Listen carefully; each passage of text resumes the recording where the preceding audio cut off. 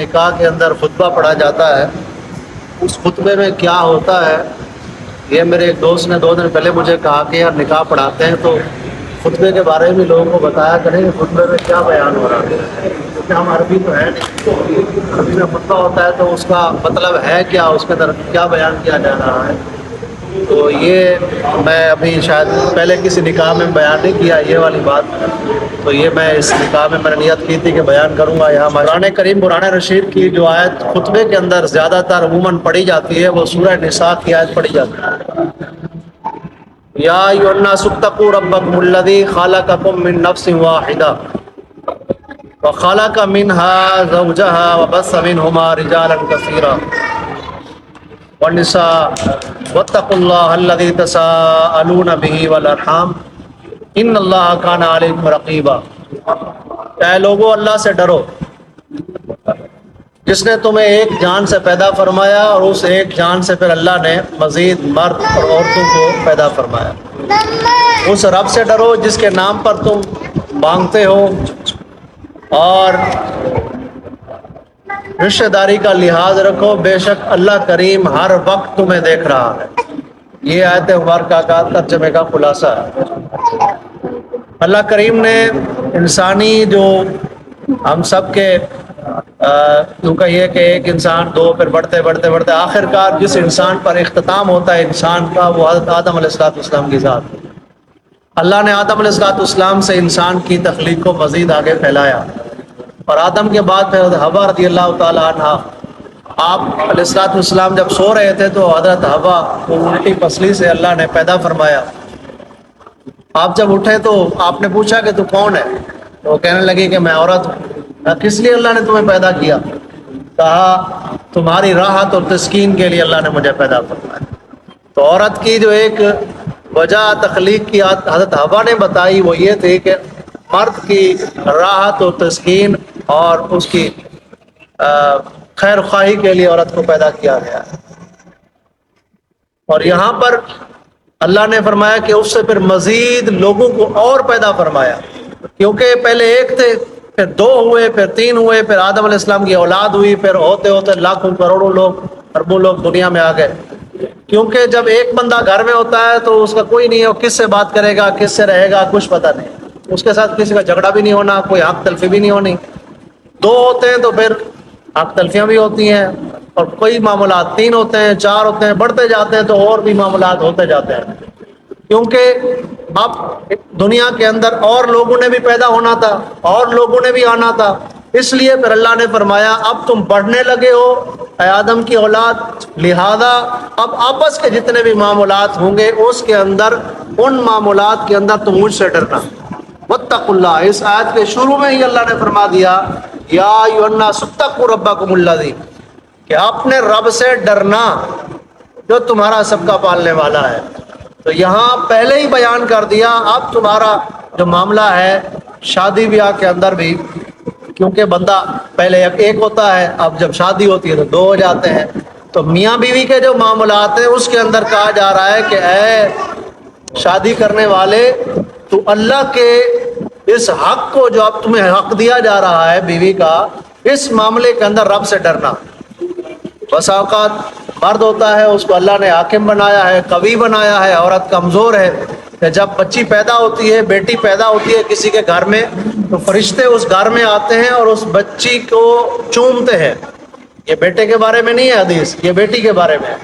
اس کو فرشتے چومتے ہیں اور یہ اعلان کرتے ہیں اس گھر میں، کہتے ہیں کہ کون ہے جو اس بیٹی کی پرورش کرے گا، اس کے اوپر رحم کرے گا، اس کا خیال رکھے گا، اس کو بھی مبارک ہو، اور اللہ کریم اس کا رزق بیٹی کا اس کے باپ کو عطا فرمائے گا۔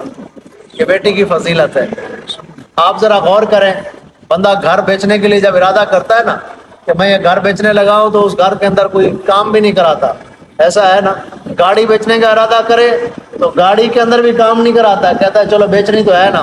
لیکن بچی جب پیدا ہوتی ہے، باپ کو پتا ہوتا ہے کہ یہ بچی میرے گھر میں نہیں رہنی، یہ چلی جائے گی، لیکن باپ اس کو شہزادی کی طرح پالتا ہے۔ باپ اس کو ایسے رکھتا ہے جیسے آنکھ کا جو ہے، وہ آنکھ کے اندر یہ جو پلکیں ہیں نا، اس کا خیال رکھتا ہے، ایسے ہی اپنی بیٹی کا خیال رکھتا ہے۔ اور پھر ایک وقت آتا ہے کہ وہ بیٹی رخصت ہو کے دوسرے گھر چلی جاتی ہے۔ تو جس طریقے سے باپ اپنی بیٹی کو رکھ رہا ہوتا ہے، تو جب وہ شادی کرتا ہے تو یہ تمنا کرتا ہے کہ میری بیٹی ایسی ہی رہے۔ اور ہر باپ، آپ جتنے بیٹھے ہیں، اگر آپ شادی نہیں ہوئی اور ہونی ہے، آپ کی اولاد ہونی ہے یا جس کی بیٹی اس نے شادی کرنی ہے، میری یہ نصیحت یاد رکھیں، ہمیشہ اپنی بیٹی کو جو رخصت کریں وہ اللہ کریم کے بھروسے پر کریں۔ جو اللہ پر بھروسہ کرتا ہے، توکل کرتا ہے، اللہ اس کو کافی ہوتا ہے۔ اپنی بیٹی کو نہ تو کسی بندے کے اوپر بھروسہ کرے، نہ کسی شخص پہ بھروسہ کرے، نہ دولہے پہ، نہ گھر ور، نہیں، سب سے بڑھ کر ذات رب کی ذات ہے۔ ہاں، ان کو یہ کہیں کہ میری بیٹی کا خیال رکھیں، یہ کہنا ٹھیک ہے، لیکن دل کے اندر جو بھروسہ ہو، بندے کا اطمینان ہو، وہ رب کی ذات پر ہو، تو انشاءاللہ تعالیٰ اس کا گھر آباد اور شاد رہے گا۔ اور دوسری بات یہ کہ دولہے کو بھی چاہیے کہ اللہ کریم نے یہاں جو فرمایا، قرآن کریم کی آیت میں نے پڑھی ہے، اور فرمایا والارحام، اور رشتہ داروں کا لحاظ رکھو۔ یہاں نکاح کے اندر یہ آیت پڑھی جاتی ہے، خطبے کے اندر رشتہ داری کا لحاظ رکھو۔ شادی بیاہ ہوتا ہے نا، تو کوئی اپنے بھائی کو نہیں پوچھتا، کوئی اپنی بہن کو نہیں پوچھتا، کوئی خالہ کو نہیں پوچھتا، کوئی کس کو نہیں پوچھتا۔ یاد رکھیے، رشتہ داری کاٹنا حرام ہے، اور جس محلے میں، جس گھر میں رشتہ داری کاٹنے والا ہوتا ہے، حدیث پاک ہے، اس گھر میں رحمت کا نزول نہیں ہوتا۔ تو رشتہ داری کاٹنا حرام ہے۔ چھوٹی چھوٹی باتوں پر رشتہ داری کاٹ کر کے بیٹھ جاتے ہیں، ہم بات نہیں کریں گے، ہم اس کو شادی میں نہیں بلائیں گے۔ ہم مسلمان ہیں، ہم قرآن کے ماننے والے ہیں۔ اللہ کریم نے پوچھنا ہے قیامت کے دن، لہذا جہاں شریعت اجازت نہیں دیتی وہاں رشتہ داری نہیں کاٹ سکتے، سخت گناہ گار ہوگا، یہ گناہ کبیرہ ہے رشتہ داری کاٹنا۔ تو یہ آیت بھی قرآن کریم کی اس خطبے کے، نکاح کے خطبے کے اندر پڑھی جاتی ہے۔ اور ساتھ میں آخر میں فرمایا، اللہ کریم تمہیں ہر وقت دیکھ رہا ہے۔ کوئی بند کمرے کے اندر، گھر کے اندر بیوی پر ظلم کرتا ہے، یہ یاد رکھے شوہر کہ میرا رب مجھے دیکھ رہا ہے۔ اگر یہ کمزور ہے تو میں اس پر ظلم کر رہا ہوں، میرا رب مجھے دیکھ رہا ہے۔ اور اگر بیوی شوہر کا حق کو ضائع کر رہی ہے تو وہ یہ دیکھے کہ میرا رب مجھے دیکھ رہا ہے۔ اور کسی طرح کا معاملہ ہے، دل کے اندر کوئی خیانت ہے، ظاہر میں کوئی خیانت ہے، تو اس کے ذہن میں یہ مسلمان کے ہر وقت ہو، کوئی دیکھے نہ دیکھے لیکن میرا رب مجھے دیکھ رہا ہے، وہ پروردگار اس سے کچھ چھپا ہوا نہیں ہے۔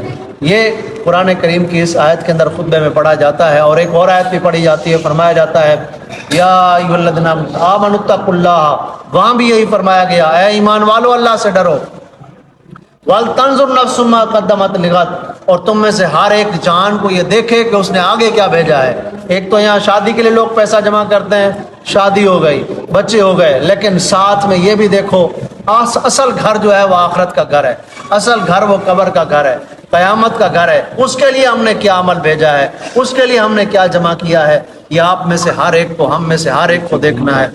تو اور فرمایا گیا کہ اللہ کو مت بھولو، اللہ کی یاد کو مت بھولو، اور ان لوگوں کی طرح نہ ہو جاؤ کہ جو رب کو بھول جاتے ہیں۔ شادی کا موقع آتا ہے نا، خوشی کا، لوگ کہتے ہیں سب چلتا ہے، کیا کہتے ہیں، سب چلتا ہے، اور نافرمانی والے کام کرتے ہیں، اور اس وقت یہ بھول جاتے ہیں میرا رب مجھے دیکھ رہا ہے، اور یہ بھول جاتے ہیں میں آگے کیا بھیج رہا ہوں۔ اس لیے شادی بیاہ ہو، خوشی ہو، غمی ہو، صرف اور صرف وہی چلے گا جو میرے رب کا حکم ہوگا، صرف اور صرف وہی چلے گا جو اللہ اس کے رسول کا حکم ہوگا۔ اس سے ہٹ کے ہم نہیں کچھ کرنے والے۔ ہمارے ہاتھوں میں بھی شریعت کی بیڑیاں ہیں، ہمارے پاؤں میں بھی شریعت کی بیڑیاں ہیں، ہماری آنکھوں میں بھی شریعت کی بیڑیاں ہیں، تو جو شریعت کہے گی اسی کے مطابق چلنا ہے۔ ایک حدیث پاک، 2-3 حدیث پاک بھی پڑھی جاتی ہیں خطبے کے اندر، جس کے اندر یہ کہا جاتا ہے کہ میرے آقا صلی اللہ علیہ وسلم کا فرمان ہے، النکاح من سنتی، نکاح میری سنت ہے۔ بڑے بڑے اولیاء کرام، غوث پاک رحمۃ اللہ تعالی علیہ، اتنے بڑے نیک پرہیزگار، آپ نے تہیہ کر لیا کہ میں اب شادی نہیں کروں گا، میں عبادت ہی کروں گا۔ میرے آقا صلی اللہ علیہ وسلم خواب میں تشریف لائے، فرمایا میرے بیٹے، میرے لخت جگر شادی کرو۔ جب بندہ شادی کرتا ہے تو اس کا آدھا ایمان محفوظ ہو جاتا ہے۔ شیطان اس سے یوں کہیے کہ آدھا مایوس سا ہو جاتا ہے، اور شیطان کہتا ہے کہ اس نے آدھا ایمان تو محفوظ کر لیا، اور آدھے ایمان کے معاملے میں وہ اللہ سے ڈرے۔ شادی شدہ کی 2 رکعتیں بغیر شادی شدہ کی 60 رکعتوں سے بہتر ہے۔ تو یہ شادی کے اتنے سارے جہاں فوائد ہیں۔ اور ایک اور حدیث پاک بھی فرمائی کہ ومن راغب عن سنتی فلیس منی، جو میری سنت سے منہ پھیرے گا وہ مجھ میں سے نہیں، ہم میں سے نہیں ہے۔ حضور نے اس سے بیزاری کا اظہار فرمایا کہ وہ ہم میں سے نہیں ہے۔ اور حیا بے حد ضروری ہے، الحیا من الایمان، حیا بے حد ضروری ہے۔ شادی کا موقع ہو، کوئی بھی موقع ہو، حیا انسان کی زینت ہے، حیا خوبصورتی ہے۔ جس لڑکی میں حیا ہوگی وہ خوبصورت ہوگی، اس کا گھرانہ بھی خوبصورت ہوگا، اس کے بچے بھی خوبصورت ہوں گے، اس کے اخلاق بھی اچھے ہوں گے۔ انسان کی اصل خوبصورتی اس کی حیا ہے، اس کا لحاظ ہے۔ جو رب سے حیا کرتا ہے وہ کبھی گناہ نہیں کرتا، جو رب سے حیا کرتا ہے کبھی نماز ضائع نہیں کرے گا، جو رب سے حیا کرتا ہے کبھی حرام نہیں کھائے گا، جو رب سے حیا کرتا ہے وہ کبھی دھوکہ نہیں دے گا، جو رب سے حیا کرتا ہے وہ کسی پر ظلم نہیں کرے گا، جو رب سے حیا کرتا ہے وہ بیوی پر ظلم نہیں کرے گا، جو رب سے حیا کرتی ہے وہ کبھی اپنے شوہر کا حق نہیں ضائع کرے گی۔ یہ سب وہ باتیں ہیں جو ہر مسلمان مرد اور عورت کے لیے بے حد ضروری ہیں۔ تو یہ نکاح کا موقع ہے، تو اس لحاظ سے میں نے کہا کہ یہ باتیں بھی ہمارے لیے جو نکاح کے اندر بیان کی جاتی ہیں، اور نکاح کا خطبہ پڑھنا سنت ہے اور اس کا سننا واجب ہے۔ بعض لوگ کیا کرتے ہیں، وہ باتوں میں لگے ہوتے ہیں اور وہ خطبے کو نہیں سن رہے ہوتے۔ یاد رکھیے، جمعہ کا خطبہ ہو، عید کا خطبہ ہو یا نکاح کا خطبہ ہو، اس کا سننا واجب ہے۔ تو یہ انشاءاللہ پہلے خطبہ ہوگا، خطبہ جو ہے وہ پہلے ہونا سنت ہے، ویسے بعد میں بھی کر لیں تو ہو جاتا ہے نکاح۔ عموماً جو ہے وہ پہلے ایجاب و قبول ہوتا ہے، بعد میں لوگ جو ہے وہ خطبہ پڑھتے ہیں، لیکن پہلے خطبہ پڑھنا سنت ہے، بعد میں ایجاب و قبول ہونا یہ کس طریقے سے یہ سنت ہے۔ ونؤمن به ونتوکل علیہ ونعوذ باللہ من شرور انفسنا ومن سیئات اعمالنا من يهد الله فلا مضل له ومن يضلل فلا هادي له واشهد ان لا اله الا الله وحده لا شريك له واشهد ان سيدنا ومولانا محمدا عبده ورسوله۔ قال الله تبارك وتعالى في القرآن المجيد والفرقان الحميد: يا أيها الناس اتقوا ربكم الذي خلقكم من نفس واحدة وخلق منها زوجها وبث منهما رجالا كثيرا ونساء واتقوا الله الذي تساءلون به والأرحام إن الله كان عليكم رقيبا۔ وقال الله تبارك وتعالى في مقام آخر: يا أيها الذين آمنوا اتقوا الله ولتنظر نفس ما قدمت لغد واتقوا الله إن الله خبير بما تعملون۔ وقال النبي صلى الله تعالى عليه وآله وسلم: النكاح من سنتي۔ وفي مقام آخر: ومن راغب عن سنتي فليس مني۔ وقال النبي صلى الله تعالى عليه وآله وسلم: لا يؤمن أحدكم حتى أكون أحب إليه من والدي وولدي والناس أجمعين۔ بارك الله فينا وإياكم بالآيات والذكر الحكيم۔